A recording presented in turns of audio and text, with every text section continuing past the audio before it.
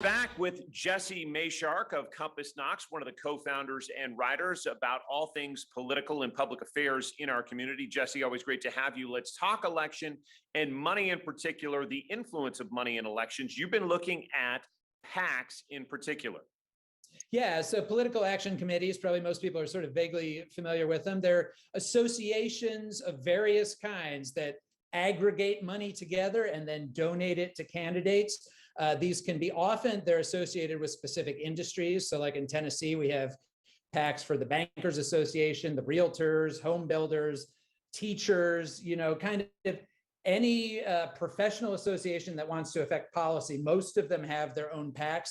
We also have political PACs. And so, for example, our Lieutenant Governor, Randy McNally, who of course is part of our local delegation, because he's in leadership, he's at a level where he has his own PAC.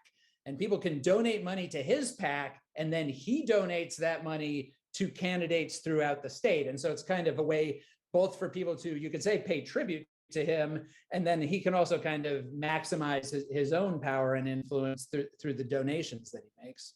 You've been looking at the influence of money in politics as a reporter. You've also been in local government. If somebody asks you that and says, Jesse, does money influence politics at the local level? What's your response? I think what everybody will say to this question is that it doesn't buy you a vote, but it buys you access. And I think that's absolutely true. I think that if somebody donates $500, $1,000 to a candidate, and then wants to have a meeting with them to talk about a specific piece of legislation. Now, it's not to say that they won't get that meeting if they don't make that contribution, but there's kind of a sense that you want to make the contribution to make sure that you're kind of in the game.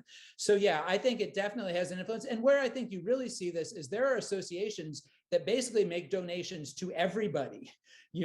Like the State Employees Association, for example, they donate to every incumbent who's running for office, Republican and Democrat in Knox County right now, has gotten a donation from them just because they want to make sure that their call is going to be answered. You can read more of Jesse's reporting on PACs and money in politics in particular at compassknox.com. As always, appreciate having you, Jesse. Thank you.